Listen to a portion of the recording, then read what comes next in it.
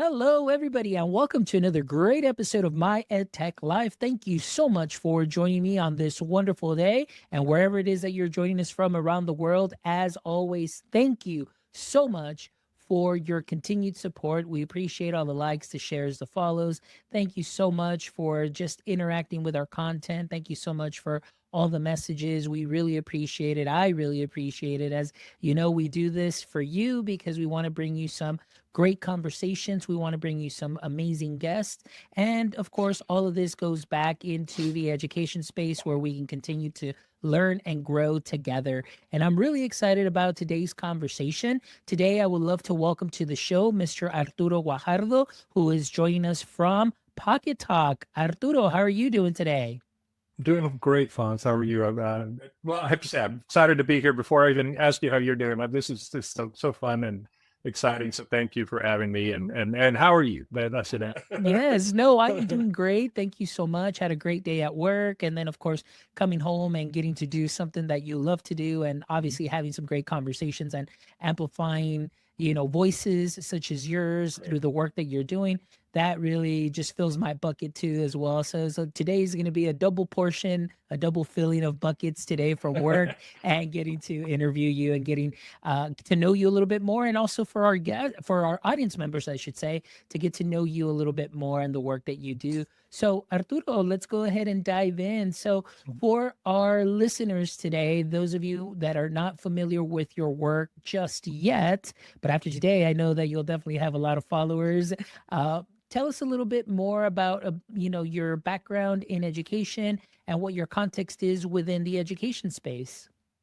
Absolutely. Yeah, I think I kind of lost track a little bit, but I want to say I'm about my 32nd year in education altogether.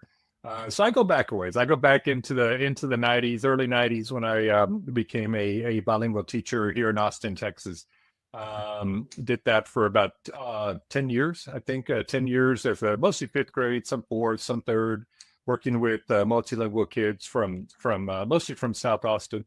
Um, and from kids from all over Latin America and a few from other parts of the world. So it was a wonderful experience for about a decade there.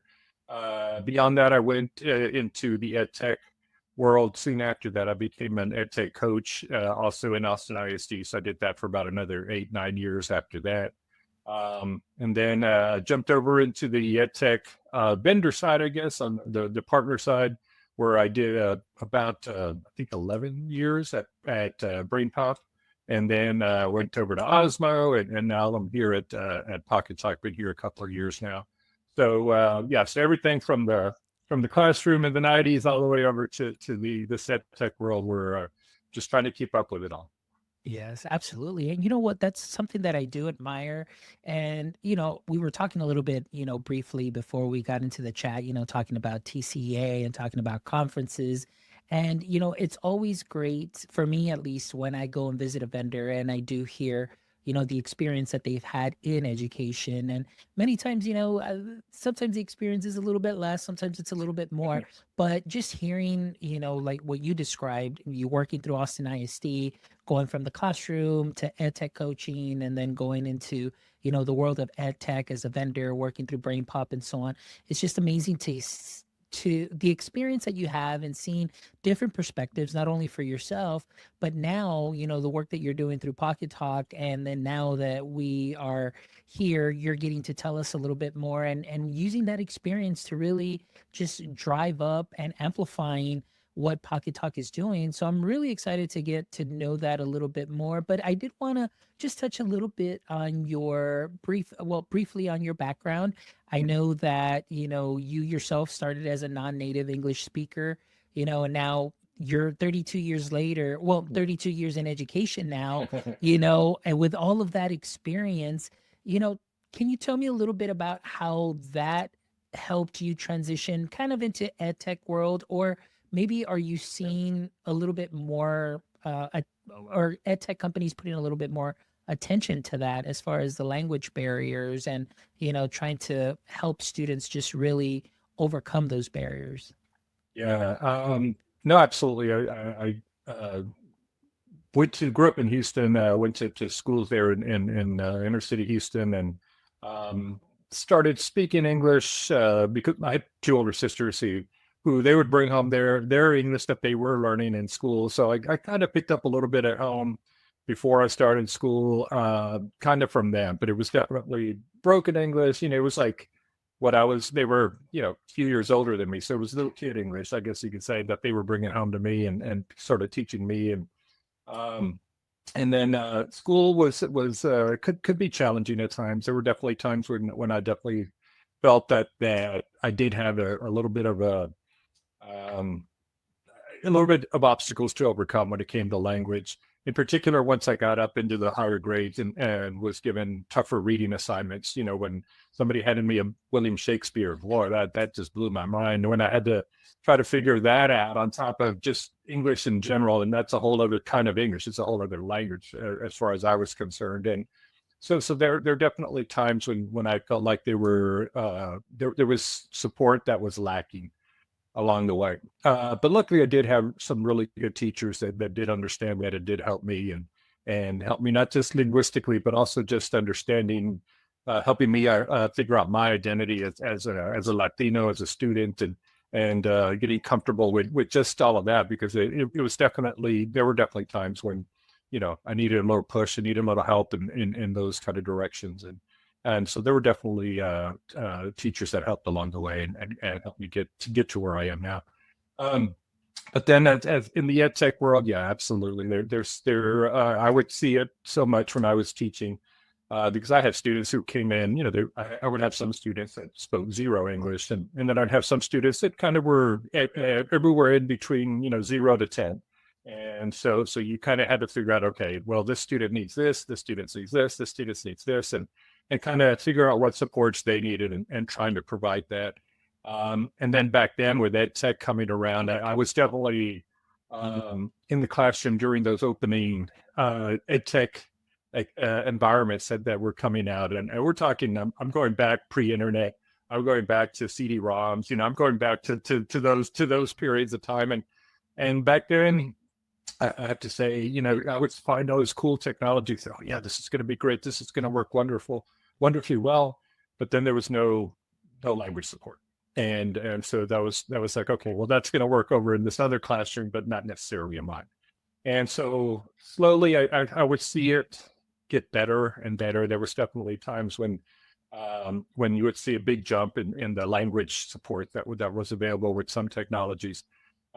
But honestly, it was slow. It definitely took a while to get there, and I'm happy to see now that I think now we're sort of getting to that point where you do see a lot more language support, and a lot of the technologies have come a long way, and in particular, like with Pocketalk, which we'll talk a little bit more about. Yes. I'm just excited that we finally have a tool that just can fundamentally support a student when they just need to communicate, and when parents and teachers need to communicate, and that to me is going to be incredibly valuable, across the board in schools everywhere, and not just in the U.S. but around the world. Excellent. Well, thank you so much for that answer and your background. I mean, it's kind of a little bit similar for me. The only thing is growing up as an only child, I didn't have that support from older sisters or siblings. And so, going to school and my first language, obviously being Spanish, I didn't learn English until I was in that I can remember, probably about second grade, middle second grade, by third grade.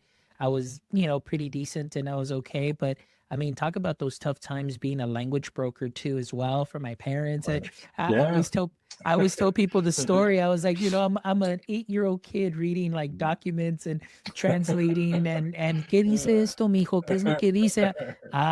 Well, pues, I think it says this.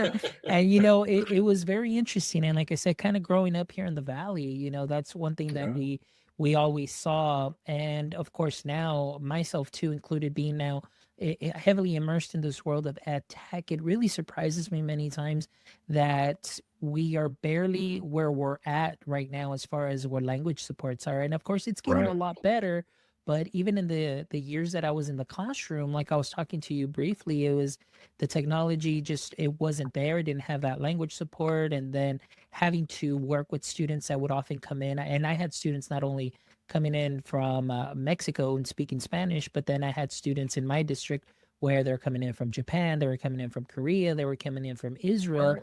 and to be able to communicate with them was just very difficult at that Right. time.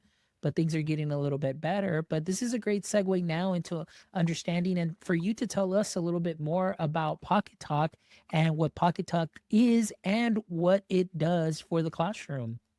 Absolutely. Yeah, Pocket Talk is amazing. It's we're a translation um, solution that's being used all over the country right now, and we're in about, I think at this point, about 500 school districts, coast to coast. I've been lucky enough to work with school districts in New York City, and I was in Florida a couple of weeks ago. I'm going to California in a few weeks, and next week I'll be in Seattle. So lots of usage all over. What we're known for primarily is a device, and it's a little device like this. It's a little handheld device that students can use, that teachers can use, that your front office can use, your principals, your cafeteria workers, your bus drivers, pretty much anybody can have this device and keep it in their pocket, wear it around their neck. I have a little lanyard here that I often wear. And what it allows you to do, it allows you to communicate in more than 80 languages. So right now, I think we're at about 84. We're going to be at 90 here in a few weeks. And then we're just going to be adding more and more languages as we go along. But like I said, what's cool about this is that it can be used with anybody from you as a second grader, or newer, picking up that English, all the way up to us as educators in the classroom, and your families at home. So think about your familia, instead of having to pull you to be that translator out in the real world, out in the doctor's offices, at the DMVs, at all those places that we all have to go to at times. Now you have a device that then you can actually have the parents take along with them, and be able to make that communication so much easier in all of those places. So we're really excited to be able to provide that kind of solution for not just for schools, but for offices and public spaces, for government offices, like I said, like the DMVs, for doctors' offices, you name it. Anywhere where communication breaks down, that's where Pocket Talk can come in. And that is fantastic. And just by looking at it, just the size of the device. Now, and I'm going to share a story because, like I mentioned, my last year in the classroom before I stepped into this role, that is when I had my student that came in from Israel, and he came in mid-year. And I mean, talk about, obviously culture shock, talk about just sometimes the students, I mean, they don't want to move, but because of the parents' work and things of that sort, and it's very difficult. And he was just having a difficult time, obviously, the transition from being somewhere familiar to somewhere somewhat unfamiliar. But being able to work with him was something that, well, I just kind of had to make it work. We through the use of Chromebooks, and at that time I had an iPad, and he was just typing in things just so I can sit him next to me, and just whatever I can do to help him just really capture the learning or answer any Right. questions. But I tell you, being able to use the Chromebook or that iPad, as great as those pieces of technology are, one of the things that I will say, it was often bulky, and it would just be a barrier in itself because of this. But the way that you just shared Pocket Talk, and just being a handheld device that works very easily. So now, can you describe just the way that this works? Is it a real-time translator? It is, and absolutely. So imagine your student there being able to take this with them to the cafeteria, to the playground, obviously in the classroom as well, in the hallways, and in some cases we have some school districts that allow the students to take these home, use them for homework, and even allow parents to use them in the community itself. So they're checking these out to parents, like a library book, and letting them, instead of pulling you from the school to be the translator, now I can just check out one of these and use this, and just bring it back, the next day if needed. But the way it works is really simple. It's basically you pick the two languages. Here on the screen, you can kind of see there's two languages. There's English and Spanish. If I click on any of either language, I'll see a list. Here's where those 80 plus languages are stored. I can just scroll up and down the list here, pick whichever one I want. So in your case, you'd be able to speak Hebrew now. We would find Hebrew on the list, and I'd be able to speak English into the device. It'll translate it into Hebrew, and then your student would speak Hebrew back into the device, and you would hear it in English. So I talk, you talk, I talk, you talk. And I can show you how that works here in just a minute with Espanol. So notice the arrow there is pointing up. So that means I'm going from English to Spanish. If I click on the arrow, it flips, and now I can speak Spanish and it'll go into English. So all I have to do is press the button. There's one physical button down here that I'll need to press, and you have to hold it down kind of like a walkie-talkie. You press and hold the button, start talking, the device starts listening and starts translating for you automatically. So there's a translation. You can read it here. It's a little bit tough to see on the screen here, but there's a translation in Spanish. If I didn't hear it the first time, I can click it, hear it again, because we know sometimes our students need to hear things a few times, right? So I can repeat this as much as I want. And then if I'm the Spanish speaker, there's a little button at the bottom that I just pressed, and that flips the arrow for us. But again, I can just flip it on this screen as well. But yeah, you can definitely read it and see it at the same time, or hear it at the same time, I should say. And then beyond that, there's a little camera on the back. That camera takes pictures of text. So that document that you mentioned when you were translating, I can now snap a picture of it, and I'll see the translation on the screen. And then I can also click on the paragraph, and it'll read it out loud to me as well in my language. So a lot of possibilities here. And again, it's a device that's small enough where I can put it in my pocket, wear it around my neck. Makes it easy to have those conversations that so often get missed. There's just so many conversations that you need to have sometimes with a student, or a student needs to have with you. But because of that language barrier being there, it sometimes doesn't happen. And then that has a cost. That could definitely that has a cost that might not happen immediately, but it might happen later on. One quick story, I know I'm rambling here, but one quick story that I do want to share is the story of a student that we heard from a school. A student came from Ukraine and was at school. Nobody spoke Ukrainian. He didn't speak in English. And what happened one particular day is that the school was going to have a fire drill. And so you can imagine nobody being able to explain to the student that this is just practice. You're safe. Don't worry. This is what's going to happen. And of course, the alarm goes off, and student gets very upset. The language that the person that told me the story said the student freaked out, essentially. So just those kind of conversations that we pretty much take for granted, you can now have in more than 80 languages. No, and that is so valuable. As you were going through this, Arturo, like my teacher voice or my teacher self, like you mentioned, there's so many possibilities. I mean, not only with my student that came in, that we needed that Hebrew translation, but also the fact that you just shared how you can actually take a picture of that document. So for in class, as you're passing out a document. Now, one of the things for me is, I always want to eliminate any barriers for teachers also as well, or that additional, work sometimes, because it's like, man, sometimes you may have 3 or 4 different students there that may speak those 3 or 4 different languages. And now you have to produce something in those 3 or 4 different languages. But the fact now that you can take that document and you can pass it out, and the student can go ahead and set it to their language and take a picture of it. And now it's going to translate that for them. Right now, my mind is like, this is amazing, because at least in my district, I can see how this can help number one, the classroom teacher, and then number 2, also help our ESL strategists be able to use this also with students to help them build up their skills, and especially the listening skills. This is huge too. And you're working on the speaking skills too. So to me, I'm already seeing like all of these, like TELPUS, I'm seeing, just the language acquisition, that practice, being able to just feel more comfortable. You're learning, the student does not have that barrier anymore. The teacher doesn't have the barrier. And like you mentioned, not only teacher to student, but teacher to parent also as well. And many times, like in our district, we'll have a district engagement with parents. And many times we need that support to go from English to Spanish. And if the parents can, or our presenter can go ahead and use Pocketalk to read out that statement, or or give that comment and then be able to play it in, whether it's in Korean or Japanese or Mhm. Spanish. That would be fantastic. So I want to ask, does Pocket Talk, can it connect to a headset if needed? Yes. So the device comes with Bluetooth connectivity. So yeah, you could put it connect it to earbuds.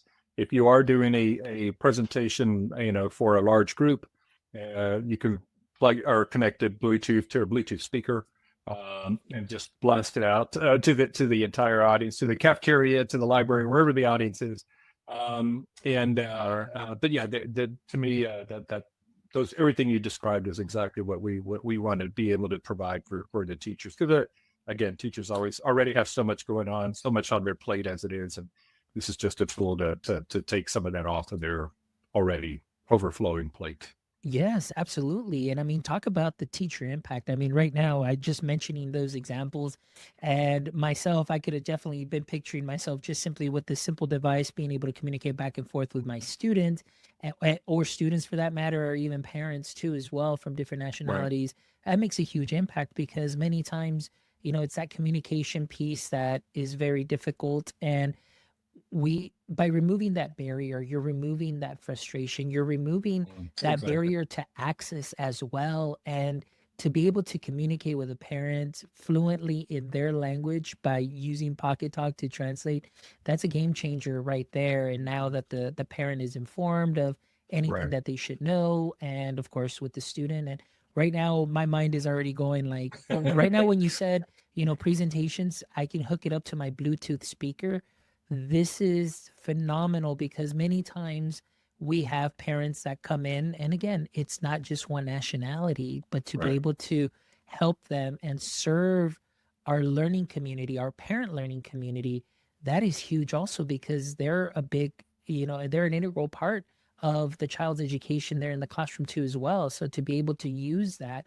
So because I'm getting so excited here, I know I'm the one that's rambling on, Arturo, but I want to ask you, can you tell me, I know, yeah, you don't have to mention the districts or district that you're working with, but I would Sure. love to hear just, some feedback or just some of those like great stories that are happening within some of the districts that you're currently working with. Absolutely. So there's a ton. So like I kind of always start up in the Northeast, and my brain always has this image of kind of going across the country. But so I always start in New York City. So the New York City Department of Education, the biggest school district in the country, have really adopted Pocket Talk. And I think at this point we're probably closing into about 600 schools that use Pocket Talk. They're in the thousands. There's one school in particular there that what they ended up doing was uh, welcoming their families, their newcomer families, and this is out in Staten Island, mind you, welcoming their newcomer families with a sort of like a welcome bag that has resources in the bag for them. So it'll be things like, okay, here's where you can find medical help. Here's where you could find if you need food. Here's where here's where you could find uh, the supply. Where places where you can pick up free food. Here's where you could find job placements.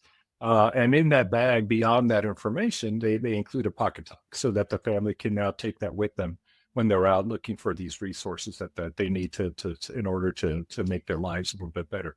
Um, so New York City by far is our biggest partner at this point. Orange County down in Florida and in the Orlando area, they use us in their welcome center. So when families arrive in their districts from other countries, they can go there and find people that can speak their language. So they have staff that speak Spanish and Haitian Creole and a couple of other languages, but there are many more languages that they need help with. So that's where the Pocket Talk comes in. So they equip their staff there with Pocket Talk to welcome those families and to get them the resources they need.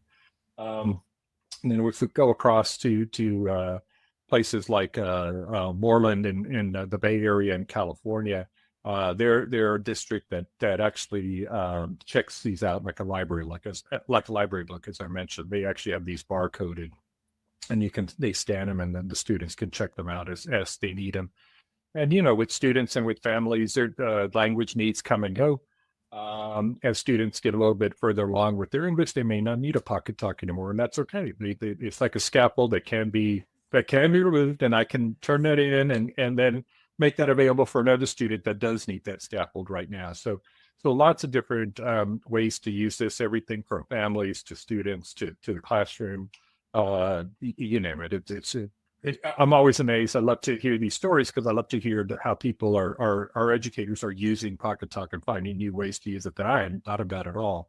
They're like, oh yeah, this is how we use it. I'm like, oh, that's amazing. So cool. Yes, no, and that is all wonderful, like you said, because I mean, and not only is it just making an impact within the classroom, but also, just in the real The world, families. just for adults even, and that's something Mhm. huge. But one thing that I love that you mentioned, and I want to highlight is, like you mentioned, when students need those additional supports, but eventually once they kind of start growing themselves and understanding the language and being able to work through a Right. conversation, and then slowly they're just by themselves kind of weaning themselves off Right. of this, then you just simply submit it or turn it in. Somebody else can go ahead and start using it, which is great because, as you know, Arturo, like right now school districts and everybody is, Right. their eye is always on budget and what can we do and how can we maximize what we Mhm. have and maximize that return on investment. And I think that Sure. this would be something great, that as you can see that the student needs the device, but as they kind of grow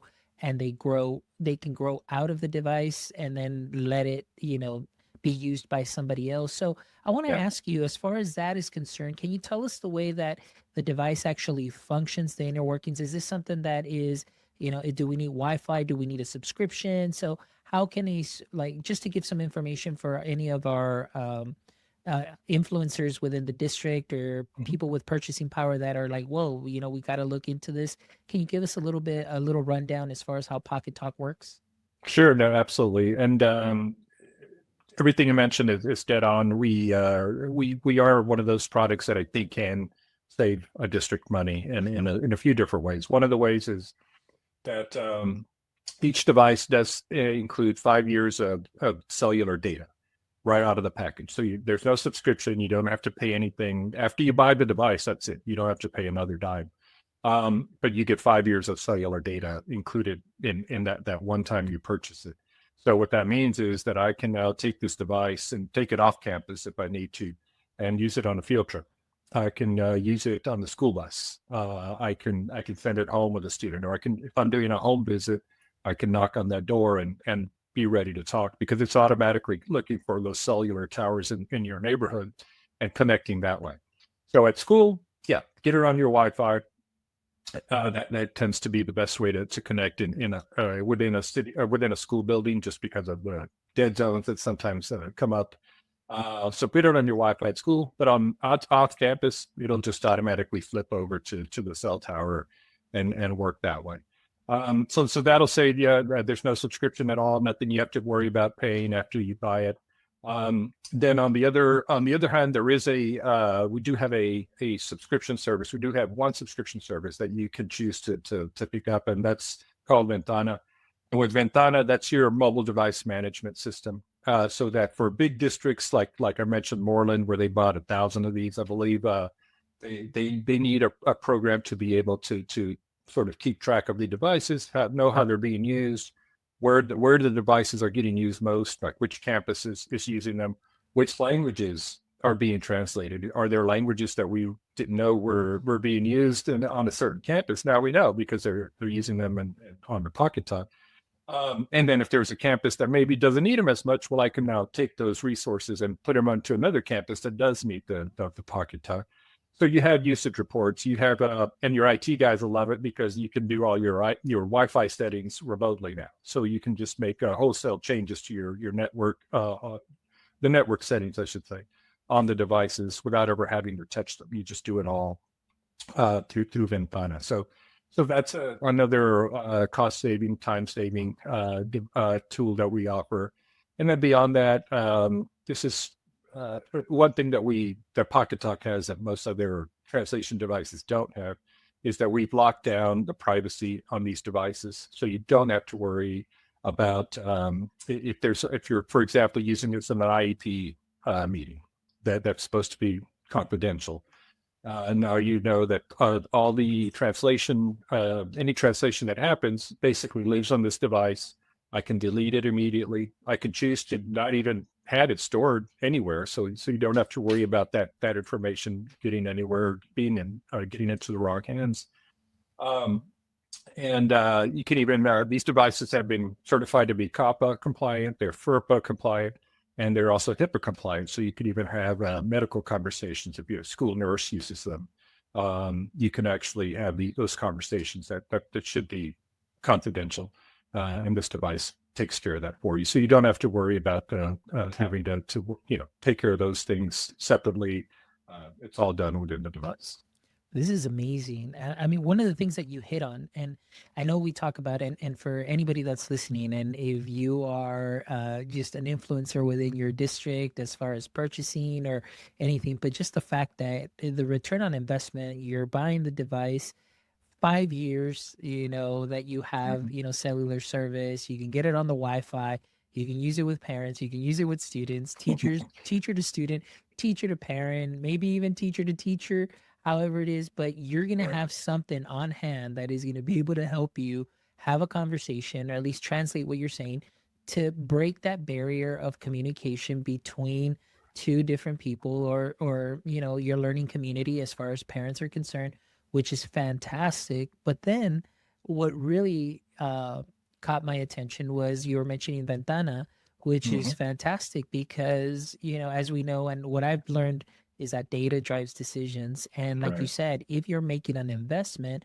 sometimes, we may think that this school needs this more or this Right. school needs this more. But now, when we're getting that data that you mentioned, we're not only getting what languages are being used the most, Right. which will give us some insight as far as what we may need to support, but then also which campuses may be using it more or have a higher need. And then you can reallocate that, which I think is fantastic.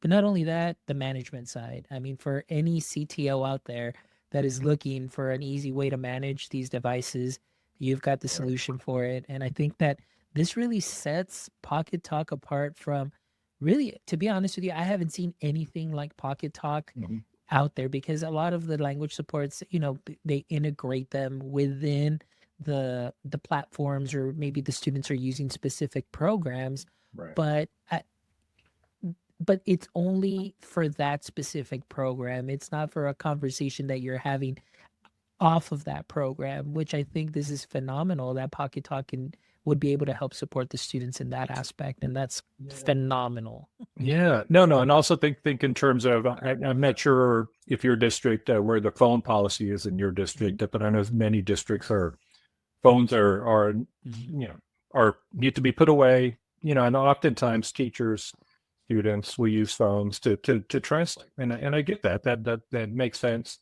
I always remind teachers, though, keep in mind that if you use your phone in a private conversation, well, your phone is now subject to getting pulled and getting reviewed if there's a Information Act that gets requested, Freedom of Information Act that gets requested.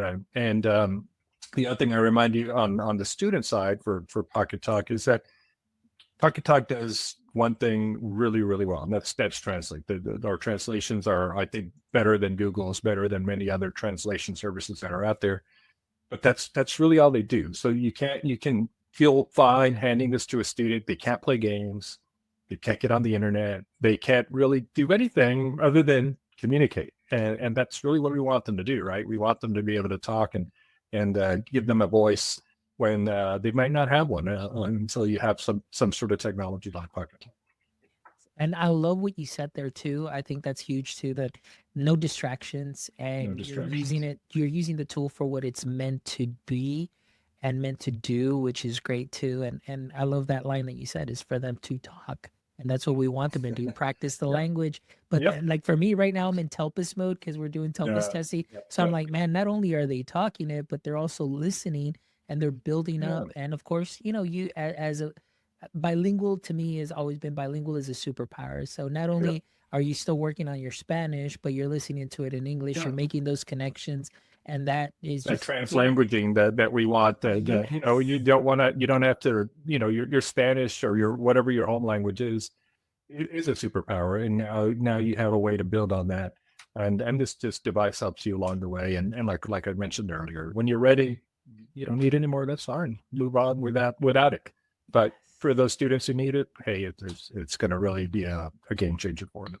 I love it. That's fantastic. Now, Arturo, I do want to ask, as you know, we were talking, I did go to the website, which is at pockettalk.com, Yep. pockettalk.com, if guys want to check that out. Now, it is with one T. All right, guys, Yes. please, because I know you may be listening to the podcast and you're putting in pocket and then Right. talk.com and you're probably getting an error. It's one T, Pocket One Talk. T. Yeah. Now I do notice that you offer not just the Pocket Talk S, but there's a Pocket Talk Plus, which is a little bigger screen and everything. Right. So I mean, do school districts and I guess depending on the budget, and so on. Mhm. But I mean, they both have the same functionality. It's just really just the screen size that makes the difference, correct? It is. It's the size of the device. So the Pocket Talk S, imagine a credit card. It's about that size, just thicker, obviously, but about the size, length and width wise of a credit card. So for people like me with old eyes, you know, that screen is a little small, honestly. Maybe for students, probably okay. But I always recommend if you are on the educator, if you're thinking of using this as a teacher, as an educator, the Pocket Talk Plus is probably the better device. It's just easier to read. Speaker's a little bit bigger. Battery life is better. You know, we can put a bigger battery in there since it's a bigger device. So I always recommend if you are thinking of using this in the classroom, I recommend thinking of the Pocket Talk Plus as being the device that's going to meet your needs. The Pocket Talk S is great just because it's tiny, but again, probably better for little hands and younger eyes.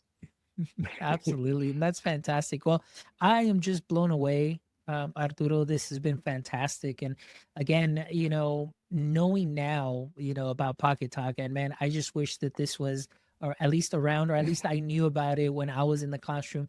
This could have been make things so much easier. But Yeah. now, even currently, though, you have given me some bright ideas, and so I'm really excited to just even share this not only for our audience members that are checking this out and listening to this podcast, but for anybody that's listening, definitely check it out because I mean, right now I'm thinking, testing support, just day-to-day support, homework Right. support, and how easy it is to transport.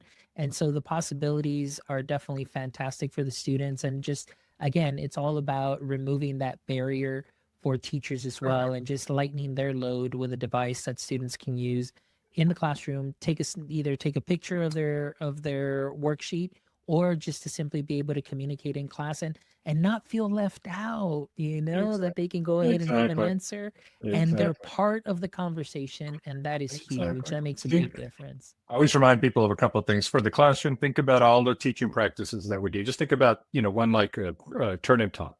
When I need to talk to my classmate, and if that classmate doesn't speak my language, well, turn and talk just doesn't really work, right? How am I going to talk to the student? So with a Pocket Talk, you can have the class discussion, you can have the small group, and you're giving that student that voice that instead of them just kind of sitting there and listening and kind of shrugging their shoulders. Now you can find out what they know and how much they know, because a lot of times it's there. They just can't express it yet. So keep that in mind for the classroom and for the front office. I always remind everybody that first experience that a family has when they walk in the school door and they've walked into the school office, that's going to kind of set the standard or the groundwork for the rest of that relationship. So if that experience is a good one and you're able to communicate with that family that first time they come in, they're likely to come back. If it's a bad experience and they think, well, nobody can communicate with me, why would I go back to school? They probably won't come back. So just keep that in mind. I always recommend you have one in that front office just to make sure that first experience is a good one. Oh, that is some fantastic advice. That is fantastic advice, Arturo, because you're absolutely right. That first impression is huge. And then again, Yep. just to be able to communicate with a parent immediately, and it's just that level of customer service, personalization.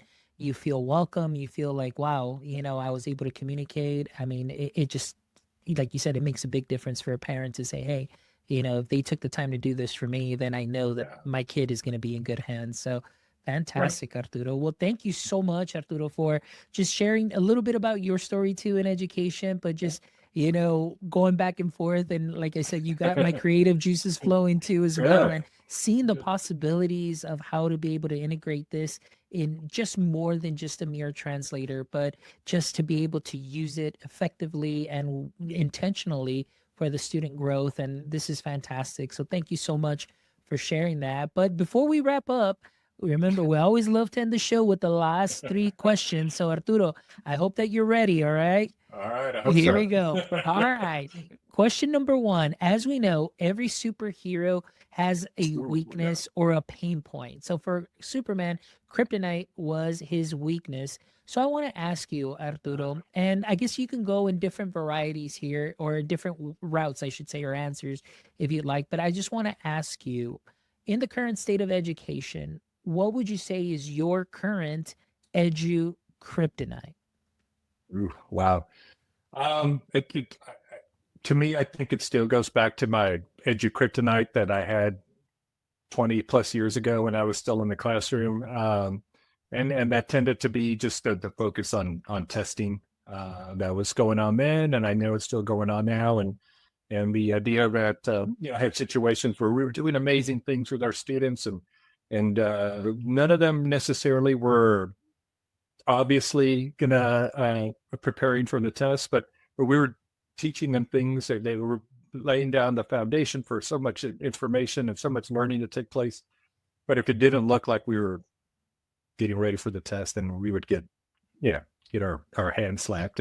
And I'm guessing that's still happening in today. And to me, that's the one that goes a little bit poquito rare. But my guess is that that would be my kryptonite at this point, and it probably still is for many people. No, that is a great answer, and I'll just say un poquito todavía. Un poquito todavía. Claro. All right, Arturo. Well, here's question number two. Question number two is, if you can trade places with someone for a day, who would it be and why?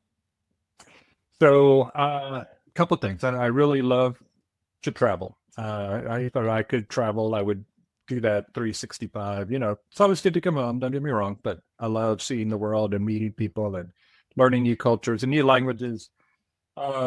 So I'd probably be, I love Rick Steves. So I don't know if everybody, you might not know who Rick Steves is out there, but he's on PBS, and he's a travel, he has a travel show. So he gets to go all over the world and teach people about these different parts of the world. And it seems like that's just a great job. I get to travel and help people learn about these amazing places. So probably Rick Steves would probably be the one that I would want, kind of on a selfish level. Beyond that, I'm a big fan of Chef Jose Andres, who I love to cook as well. So he puts his cooking powers to work in places that places that I've had trying to think of the word, earthquakes or hurricanes, anywhere that there's been a natural disaster. He and his team go out there and basically feed people. And to me, that's an amazing thing that I wish I could do and help with more. That's fantastic. And you know what? I'll tell you, Pocketalk can also be a great companion for those trips. For sure. Exactly. Easy for your trips, for translation, wherever you are around the world in a different country. Or if you do get to ever help out in a zone where there's, helping people in an area of natural disasters. It doesn't have to be here in the U.S., but hey, you've got a wonderful tool in your pocket that can help you communicate. So that's wonderful. Okay. All right. My last question, Arturo, for you would be if you could have a billboard with anything on it, what would it be and why? Okay. I think I learned this from, I can't remember which show it was, but the idea is try not to judge, instead try to understand. And to me, that's so huge. And right now, in particular, the state that we're in, where people are, not using that advice, and instead of trying to understand each other, we're just kind of being critical and judgmental. And to me, just understanding can go a long way. It can change people and change the world. There you go. That is a great billboard. I don't know. Is it maybe Ted Lasso? Thank Be you. That's it. judgmental. That's it. It was too last. Be That's go. right. Don't be That's right. That's judgmental. And the only reason that that rang a bell too is also because several months back I had another guest, and that was his billboard too. So that's really. great. Oh That's wow. fantastic. Okay. Don't be judgmental. All right, Arturo. Well, Arturo, thank you so much. It was an honor to have you here. Thank you so much for just sharing the work that you're doing with Pocket Talk and really bringing down barriers of communication and just making that connection, helping us make connections through Pocket Talk within our classrooms, within our parent learning community, and even outside of that, just to be able to use something like this on a day to day to be able to help anybody. This is such a wonderful product. And again, I'm really excited for what you're doing and the work that you continue to do. And I hope that you would come back whenever there is another either like major update or anything, that you may be working on. You always have an open invite. Please come back and visit us again because we definitely love to have you back. That's for sure. Awesome, Fonz. Thank you very much. It's an honor to be on My EdTech Life. And it's a lot of fun. And yeah, I'd love to come back. I think I'm sure we'll have something coming soon. So we'll talk again. Definitely. Well, I'm looking forward to that. And for our audience members, please make sure that you visit our website at myedtech.life, where you can check out this amazing episode and the other 314 wonderful episodes where I promise you, you will find a little something just for you that you can sprinkle on to what you are already doing great. If you haven't done so yet, guys, please jump over to our YouTube channel also as well. Give us a thumbs up, subscribe. We're about 32 people shy of 1,000 subscribers, and that is our goal for this year. So please make sure you hit us up and subscribe. And as always, my friends, don't forget, until next time, stay techie.